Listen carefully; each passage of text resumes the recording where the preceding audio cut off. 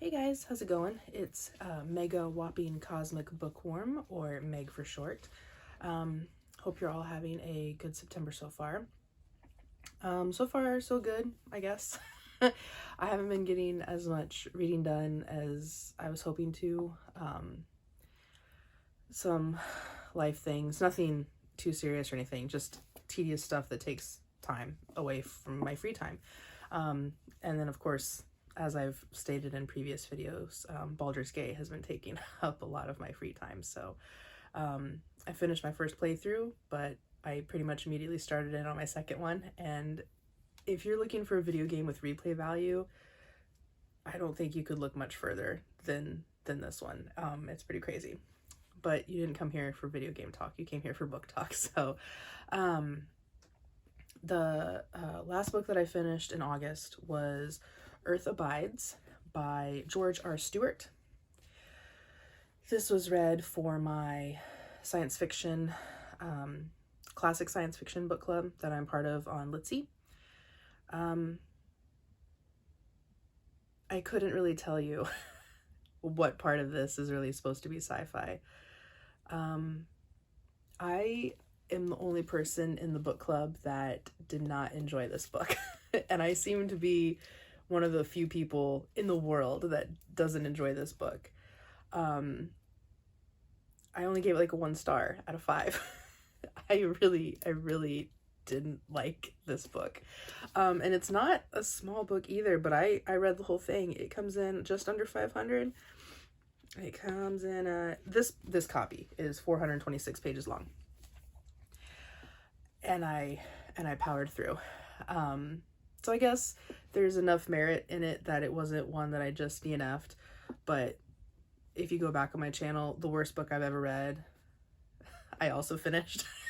That one was out of spite. This one was more so that I just kind of kept hoping that something would happen. Like, that it would, I don't know.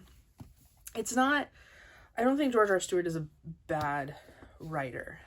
So it wasn't the writing or anything that bugged me. Although there is so little dialogue in it. And I personally like dialogue in my stories.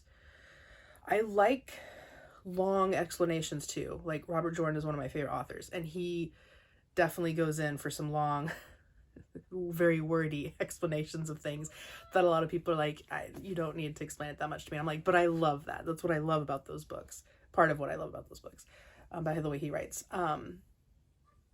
So it wasn't that. It was more so, I think, that I really hate Ish, the main character in this book. I think he is absolutely full of himself, and his constant ego stroking while kind of talking down to the people around him and then still not getting anything done was what drove me absolutely bonkers. I feel like if he had backed up all of his, big self-talk, he talks all the time in his own head and makes little speeches too about, like, we should really do this thing, I should probably tell you what the book's about.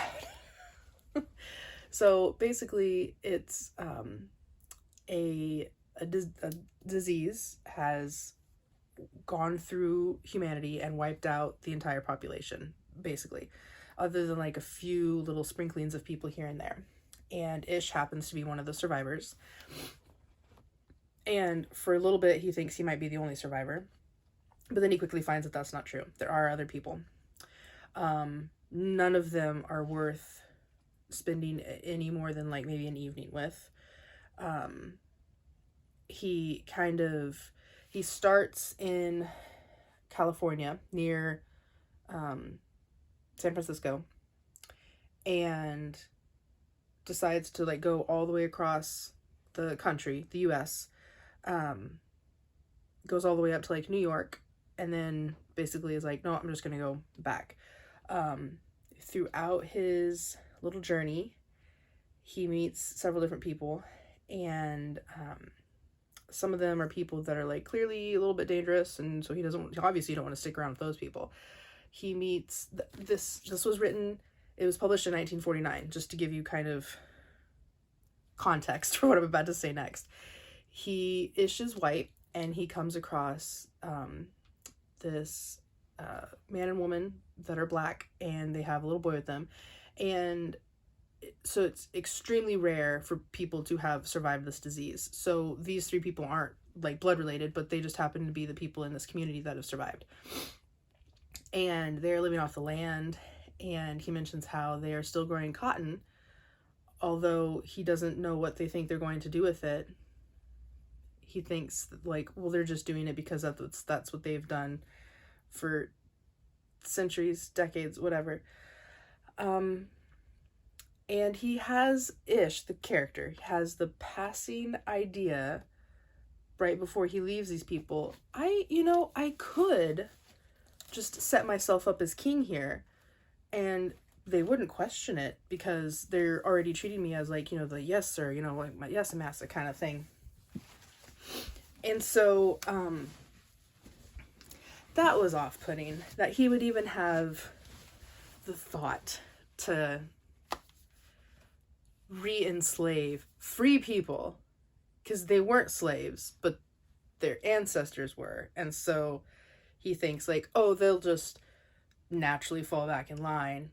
He thankfully doesn't do this and drives on. But the fact that he thought it for a moment, I was like, my dude, like, let's not do this.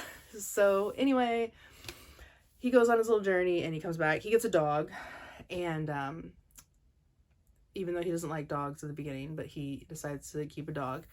And the dog, like, doesn't really have like a lot to do in the story. She basically helps him waste time, but there's no like strong like story or anything with her. So anyway, Ish goes back to his parents' house in the San Francisco area, and decides that instead of trying to live somewhere else, he'll just live here. By the time he gets back, electricity is still running where he is. And I don't know how accurate it is. Like, I don't know anything about like how power works and stuff, but it took him like at least a few months to get across.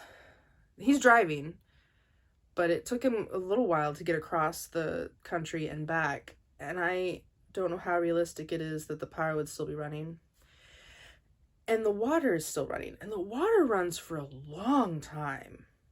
Like, several decades after everybody is dead. And again, I don't know how realistic that is. There was a lot of stuff in this book that I'm like, I don't know how realistic that would be, which, in a science fiction book, you're expecting to look for those kinds of things. Of course it's going to be unrealistic, but these were like mundane things. They're like, okay, but there's no like science fiction like explanation as to why the power stays on. It's just, like when right before people were dying of the plague, they were like, let's find a way to keep the lights on for people that might be left. So anyway, it's nitpicking at that point for those kinds of things. After a while, Ish he's just scavenging. He goes into grocery stores, gets food from there, brings it home, eats it. There's no like real drive to like improve or plan for the future. He's just kind of like, it is what it is. He meets another survivor, M, and on their first night together, they're like, yeah, like this he's like, this works, I like her, we'll make this work and everything. And so like she moves in with him, and not a lot to say about that. I mean, when there's only like a dozen people left in the whole country, your pickings are slim. So I'm not gonna judge anyone for being like, you're the one, I like you, you like me, we're good. But I just don't understand what, I mean, she is normal compared to like a lot of the people that he met before. So, I mean, anyway, So, they decide to stick together, and then she poses the question one night to him, like, what about, maybe kids? And he's like, oh, like, really, you want to, like, but there's no doctors, there's no other women around to help you or anything. What would I do? Like, and she's like, well, you're smart, you could read all the books. And he's like, oh, duh, yeah, I could read all the books. And he never does. he like, this is what I hate most about this book, is that there's all this planning to do these grand things. He is always so concerned about the future of civilization, and then does nothing, absolutely nothing, to make it to that goal. And so she had 2 kids from before, so she reassures him, like, it'll be fine. And it's fine. They have some kids. Some other survivors start to, like, straggle, sort of straggle in, and they have kids, and then their kids have kids. And so it's like, there's like one little blurb where it goes from, like, kind of the day that him and Im met, and then it goes through 20 years in this little tiny chapter to, okay, now we have grandchildren. And then it starts back up into, like, telling you, like, an actual story again, because the rest of that 20 years goes by, like, real fast. And it just kind of gives you, like, a blurb a little bit about what happened in each year. And this was another thing that I kind of didn't like about the book. There's a lot of things where I'm like, that would be really interesting to see or to read. And, like, if the author would just show me these things, because you're supposed to show and not tell when you write. And so there's a moment, like, where he's like, there was the one time where Ish got attacked by a mountain lion, and from then on, walked with a limp. But you don't get to read about that attack. Like, it would be an action scene. It would be intense. You'd be like, is Ish gonna make it? Is he gonna, like, recover? Is he gonna be okay? Like, all this tension and stuff that you could build around this scene. And it's like a sentence long in the book of, like, Ish got attacked by a mountain lion. He's okay. He walks with a limp now. Moving on. Next year. And that kind of thing happens all the time in this book, where I would rather read about what you just kind of told me about in a short phase, and then these other things that we're focusing on, I don't care. I don't want to listen to Ish talk about for the 80th time how they should really, do something about educating the children and this and that. And so Ish, like, has the idea of, like, he's the only academic in the group, which, I mean, he's the only one that went to college, he's the only, but, like, and he sort of kind of acknowledges some of the strengths in other characters, like Ezra is a people's person, so he can make kind of everybody get along, so it's, like, really integral in a good group. George is a carpenter, so you would think that he would consider George to be higher up on the intelligence level, because you have to be pretty smart to be a carpenter, to do those kind, maybe not book smart, but trust me, to be a handyman or a carpenter, you have to have brains. So George talks real slow, and it, like, takes him a long time to, like, think things through and everything, which I think Ish just assumes is stupidity. But I don't think that people that take the time to think about what they're saying before they say it, I don't think those people are stupid. But whatever. So Ish is constantly pushing this agenda of, like, we need to, like, do this for the next generation. But he refuses to acknowledge the strength in the next generation that is already apparent. It is not your world anymore, Ish. It is an entirely different world that we're all living in. Like, and so Ish focuses all of his kind of love and attention and efforts into just this one kid, because this one kid is like him. He likes to read. He, has the same kind of thought process as Ish does. And so Ish is constantly being like, Joey's the future. Joey is the one that will get us there and everything. And he's the only one that can understand. All the other people are they're just, living off of borrowed time. Refusing to acknowledge that the other kids have their strengths. Like, one of the, there's, like, weird little blurbs that kind of happen in between a lot of what Ish, because it's mostly from Ish's point of view. But every now and then there's a little blurb as if someone's writing like a report or a textbook from the future about the past. And there was one of those little areas where it was clearly from the point of view of one of the other kids in this group. And the other kid was talking about how, like, you know, like, oh yeah, Joey's so smart and Joey can read and everything, but Joey doesn't know where, like, the springs of water that, like, well up around in the area are. Joey doesn't know where, you know, like, Joey doesn't know the lay of the land, or, like, doesn't have the street smarts that the rest of the kids have. And Ish does not acknowledge that in any of the other children. He's just like, Joey's the future, Joey's the future. So, disaster strikes, basically. So the water that's been freely flowing into their houses so that they have plumbing and so they can flush their toilets, they can take showers and baths, they can wash their dishes, have drinking water, all these things. They never, even though Ish is constantly talking about we have to rebuild civilization, they never bothered to go check and see where this water is coming from, whether the pipes are okay, nothing. It'll just keep flowing. It's been flowing for 20 years. Why won't it flow for 20 more years? Because it's the end of the world, Ish. But anyway, so there's a line, like a pipeline that breaks to the reservoir. And so the reservoir is no longer filling up, and so the reservoir is no longer feeding water into their houses. So they're all like, you know, like, oh no, what are we gonna do? And they kind of just like put a Band-Aid over it. And so instead of, they attempt to build a well, they kind of like sort of start to dig it and then don't.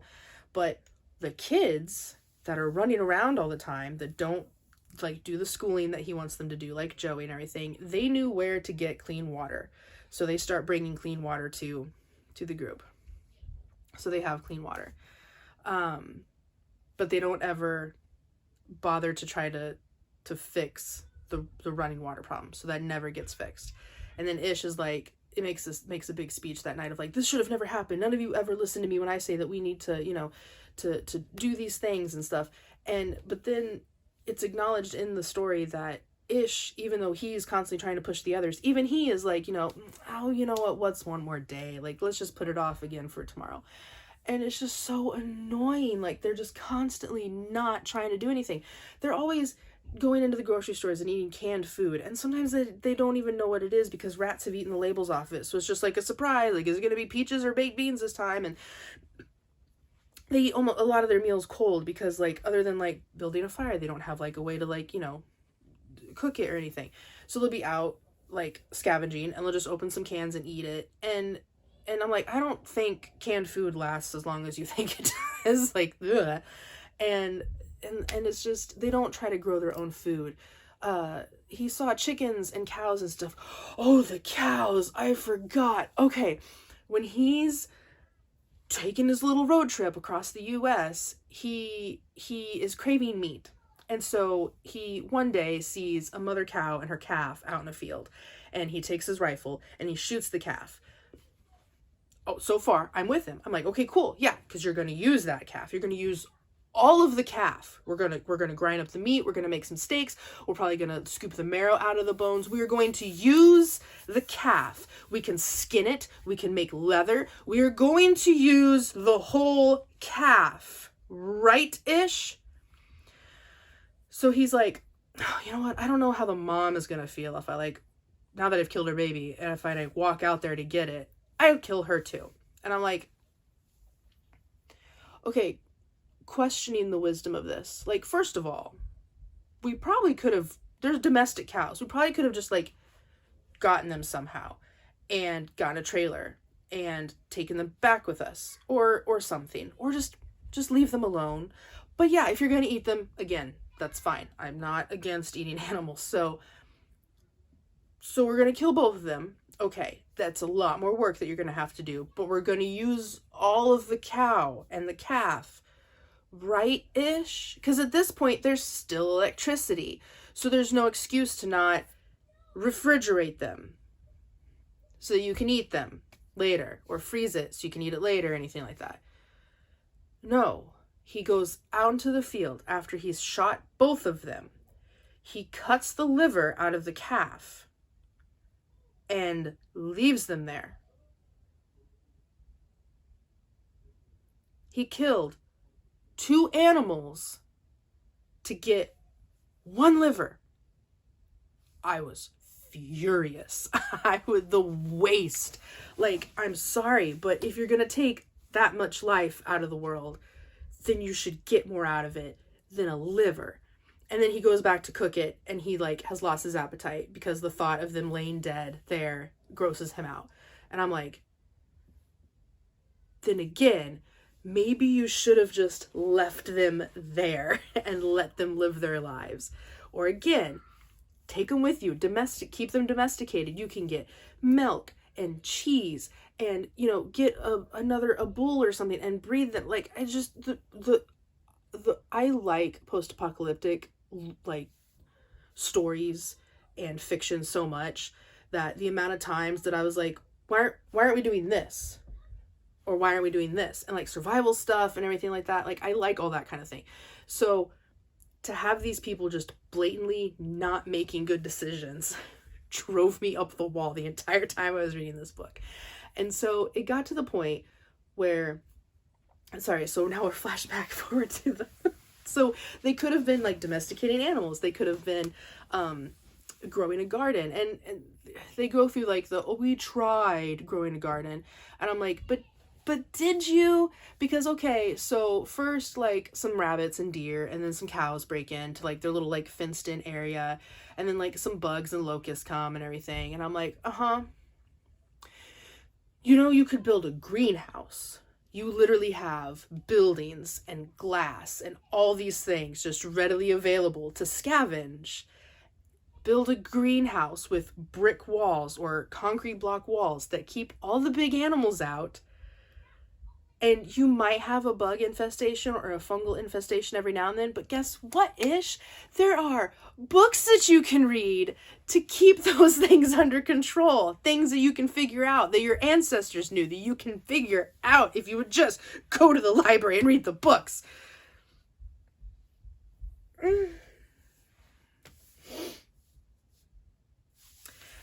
So, you can tell how annoyed I am with this whole book. So they don't do any of that. They just keep scavenging and everything. And, it gets so boring. Everyone gets along. That's another thing. Like, there's very rarely ever any kind of like disagreement or anything like that in the group of like 30 plus people at this point, because it's all, you know, like their descendants and stuff. And they're marrying the kids off young, and it's starting to get to the point where like, cousins are going to have to start marrying cousins. And so they send 2 of the boys off, to go explore, to go see if there's anyone else. So then there's a whole fiasco. I'm not going to go into it because I don't know cars well enough, but I am almost positive that this wouldn't work. They get a Jeep. They haven't been using cars, but they get a Jeep out of like a dealership somewhere and get it up and running, and then send the boys off in that. And I'm almost positive that a lot of the things that they did. Oh, so for instance, they need a new battery for certain cars or whatever. And they're like, well, we know that the batteries that are in the cars and everything won't work. And the ones that are on the store shelves that already have the acid in them won't work. So what we did was we went to the factory and we put the acid in the batteries. And you pop that in a car and it works. And I was like, I don't know cars. I am not a mechanic. But I'm almost positive that those batteries still need to be charged before they will work. You can't just put acid and a battery together and have electricity. I could be wrong. I could be totally wrong. But it just didn't sound right. It didn't seem right. And so I haven't asked anyone. I haven't Googled anything. It just seems weird to me.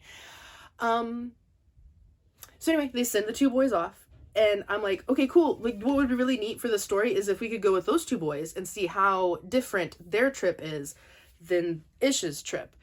Nope, we get to stay home with Ish and the other people and just have a really boring time of just stupid storytelling, stupid stuff happening, laziness just constantly.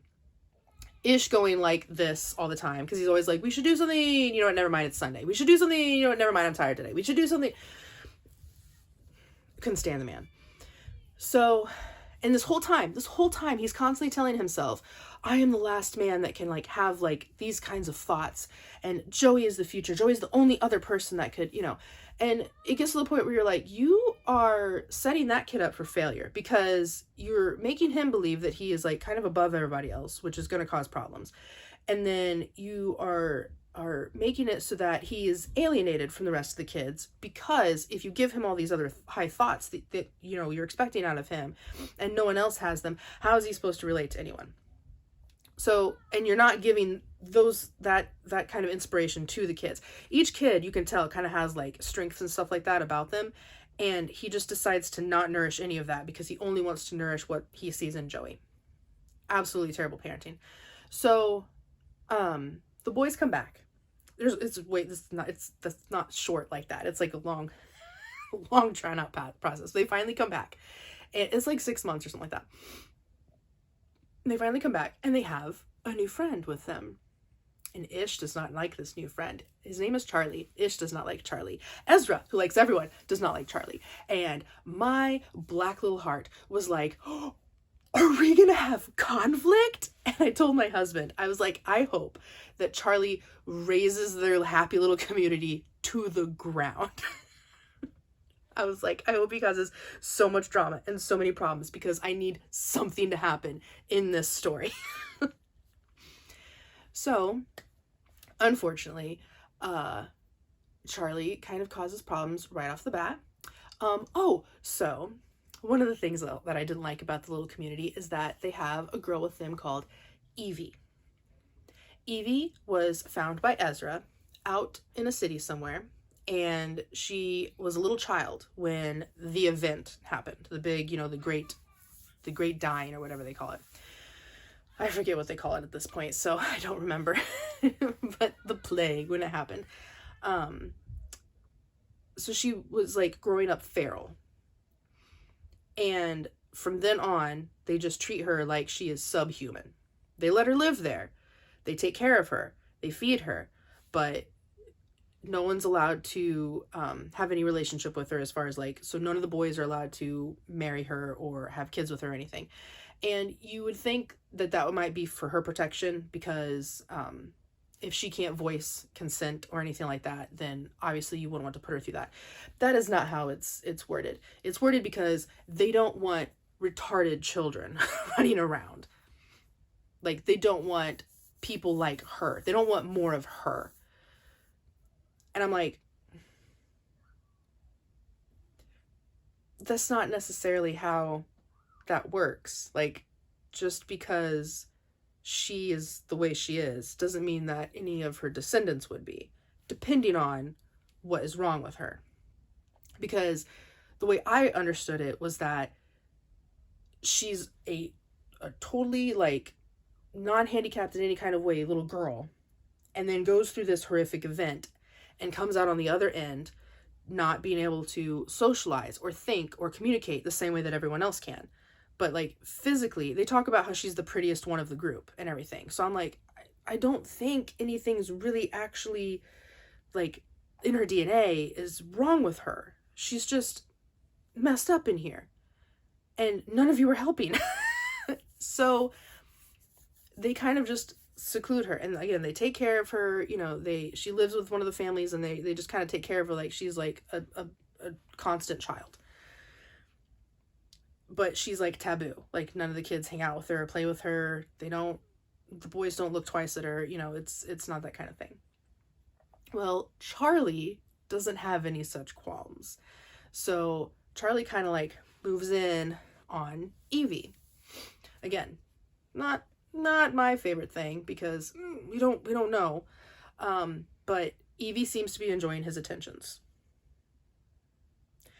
And so Ish is very upset about this, because again, he doesn't want little Evies running around. So he goes to talk to Charlie about it. And Charlie basically is like, well, what are you going to do about it? Like, she's cute, and you're not the boss of me, basically. So he challenges Ish's authority. Ish doesn't like that either. So they have a little meeting about him. Ezra tells them that Charlie was a little bit intoxicated the other night. I was talking to Ezra, and I guess Charlie has been around. They don't really lay this out, but what I could get from what little was given, Charlie has some STDs. And so they definitely don't want that in the community, which I 100% agree. You don't want that to spread around in your community.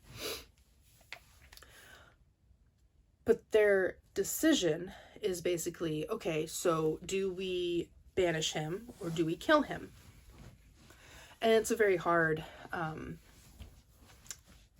that's a good question, because Charlie is clearly a dangerous person. He's big, clearly has a problem with authority, doesn't seem to be afraid of any of them. So you can kind of understand where the fear is coming from of like, if they banish him, he's just going to come back and cause problems for them, either on his own, or he could always go get more people and be like, hey, I know this sweet place where there's housing and, they got it good. They got, springs and stuff. Excuse me. You come with me and get rid of these people, and then I promise you can have a nice house and stuff. So there's you definitely understand how they feel like their only choice really is to kill this man. I don't know that that's what I would have done. But also I can't say that that's not what I would have done. So they kill Charlie, and a little bit later, basically a plague hits them all over again. And it kills a lot of people. And one of those people is Ish's favorite son, Joey. So Ish kind of falls apart a little bit and basically sees no hope for the future. And it kind of goes from that and like a little bit of his mourning and stuff and taking strength from M, his wife, who throughout this whole thing, even though she's not smart, that's another thing, they kind of treat like all of the women like they're stupid. It's very strange. Like they're just breeding stock, and they're for, and M is morally strong. She faces down hardships really well. She kind of doesn't take crap from the world. So I actually did like M. I liked M a lot. If this story was M's perspective or about M in some way, I probably would have enjoyed it a lot more. But they still wouldn't have done anything, so probably not. But so it goes kind of from that to it. Then it does another kind of short chapter of like a bunch of the years flying by again. And so Ish grows old, M dies, Ish grows older, Ezra dies. Ish is the last remaining one of the original like survivors of the happening, the big death. So all the remaining people are children, grandchildren, great-grandchildren, etc. So then the last few pages are the most interesting part of the entire book. And it's about this, one of his, I can't remember if it's a grandson or a great-grandson. I want to say it's a great-grandson, but I could be wrong. And they start kind of treating him like a god. And so like they'll come to him and ask him like things kind of like almost like an oracle, and ask him for advice, like where should we go hunt the buffalo. Because the whole community now has become a lot more like nomadic and has built off of the strengths of those other children that I was talking about that he didn't want to acknowledge, because Joey was the great one that was going to lead them all to the promised land. And so this great grandson, Jack, his name's John, but they call him Jack or something like that. Anyway, he comes up to him and he's asking him, you know, some like things, and they kind of hit it off. And Ish kind of sees in this other young man, he kind of acknowledges in that moment, like, oh, okay, this is the future. They're all going to be okay. And so the rest of the chapter is a little bit fuzzy, because Ish kind of comes in and out of like really being present. He's a really old man, and he spends a lot of time in his own head. And so he even says, like, there are certain times where he'll be sitting on the hill, and the Jack will come talk to him, and he doesn't know if it's the same day or a different day or whatever. Like, he's very confused. But he feels fairly lucid around the young man when he's talking to him. So they have kind of a cute, you know, a nice little like relationship. So Jack ends up being kind of the one that becomes kind of the caretaker for Ish. And so there's a fire that spreads through because it's out in where wildfires happen all the time. And so there's a wildfire that actually goes through like the housing area, where Ish is kind of the only one that lives there anymore. Everybody else has already moved out to, like, you know, live more on the land. And and when Jack comes to him, he's in like buckskin like clothing and stuff. He uses a bow and arrow instead of, I guess that was one thing that Ish decided to pass down to the new generation. He tricked the kids into playing with bows and arrows that he made, so that maybe they could carry that on to this. So it was like, you understand how you should educate these kids, and get them interested in things, but you just refuse to do it that way because you want it to be the way that you remember school, and you remember Joey being, and you remember you being. And anyway, so Ish is the one that's kind of like the only one that's living in the houses still. And so a big fire sweeps through, and Jack comes and rescues him and gets him out. And so then it's kind of a slow escape, because they're not like Jack is with a few other young men, and they're all together with Ish and some dogs, and there's not like a huge like, we have to get out of here like right now. Like, once they get kind of to a safe area, they kind of understand that the wildfire isn't going to go the direction that they're going, and so then they continue on with their escape, because they know that everybody else has gone to a different like community where they need to go. So they're traveling there, and basically Ish along the way has like a stroke. And there's a recurring thing with a hammer. Ish found a hammer right before the whole like disease like took over the whole planet. It was an old like miner's hammer, and he kind of carries that with him like through the whole book. And there's a moment in the middle of the book where you can tell it's kind of taken on like a mythical quality to like the children, because he asks one of them to go get it, and none of them will go get it. And they're all just kind of like acting like, no, I can't go get the hammer for you. And he's like, Joey, go get the hammer. And Joey like kind of stands up and then like goes, and no, he doesn't tell Joey. Joey volunteers. Joey just like slowly stands up and goes and gets the hammer, and all the kids are like, and then like Joey brings it to Ish, and then Ish, he's like cracking a walnut open or something like that to show the kids in his little school thing what it looks like on the inside. And so that's when he realizes like the kids think that this is some sort of like magical like implement. So then that kind of carries on with the next generation, and then it just kind of keeps getting to the point where like they literally, like I said, they think he's a god, an oracle of some sort, and the hammer is his like symbol. And so he has like a stroke on their way, like they're just getting ready to cross the Golden Gate Bridge, and he comes to with them like trying to like talk to him and like explain to him. He can't hear them. He's had a stroke, he's gone deaf, and they're trying to like talk to him, be like, you have to decide who the successor is, who gets your hammer, because you're dying, like you're not gonna make it. And so he finally kind of figures out with like their miming and stuff like that, like what they want from him. And so he indicates Jack that young man is the one that needs to be. And so Jack picks up the hammer, and then they all kind of settle down, and then they just kind of like wait for him to die. and then he slowly dies. He's like looking out onto the hills and thinking about him, and then just goes. So that was Earth Abides.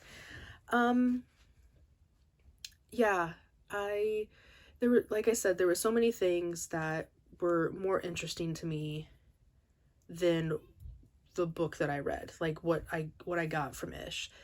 I would have rather followed so many different characters or had so many different things happen.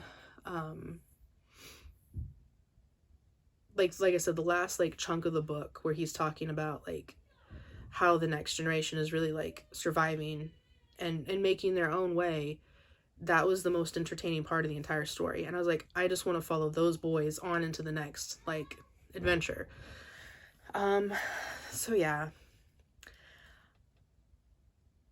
I can't say that I would recommend to read this book. I would recommend reading the book that apparently exists because this book exists. So that's the one thing I have to thank Earth Abides for and George R. Stewart for, is that apparently this was a big inspiration for Stephen King's The Stand. So I'm very grateful that Earth Abides was written and exists, or else The Stand would not exist. And like I said, The Stand is so far my absolute favorite Stephen King novel. I haven't read all of them, so my mind could change. And is one of my like top 5 favorite books of all time. So it might be number 1. Sometimes things kind of flip flop and like become like, no, this would be my number. No, this would be, but it's at least in the top 5, always and forever. So yeah, so that was Earth Abides. Like I said, I was the only person in my book club that didn't like it. Everyone else was giving it like thumbs up, 3 stars. Some people were giving it 4 stars. One person really loved it and gave it 5 stars. Not everyone does it like a 5-star rating. Some people just give like a thumbs up, thumbs down. So, but either way, the complaints that some of the people had that even did enjoy it were very similar to some of the complaints that I had. I think I just hated Ish more than anyone else did. And I found so much of the stuff just so unrealistic and couldn't get over that. So, yeah. Those are my thoughts on The Earth Abides. Have you read The Earth Abides? Where do you fall on the good to bad ratio of opinions on it? I would love to hear from you if you have any idea about whether car batteries can work if you just put acid in them. What would you focus on in a post-apocalyptic world? Would you focus on weapons, housing, food? All of them are important, but what would be like for your strengths, what do you think would be your focus? I think personally mine would be animal husbandry. I raise chickens and I'm really into learning about all sorts of animals. I don't have the land right now to have any other animals, but I think in a post-apocalyptic scenario, I would quickly find a farm that I knew was good and working and had the animals already on it and kind of just take over from there. Goats, especially, because they'll eat almost anything. Horses and cows, horses especially, hard to take care of. They have so many like gastrointestinal problems and like can just get messed up really easily and just die because of something. And if you don't have a good vet, so I might. But goats, you can get meat and milk from. They're way easier to like graze. Anyway, I'm getting way too much into detail. But that would be my personal like strength that I think I would want to bring to a post-apocalyptic community. So I wouldn't kill a calf for just its liver. Oh, okay. Well, so that wraps up August. Thank you. Thanks for listening to my rambling. And, yeah. Have a good one, guys. Bye.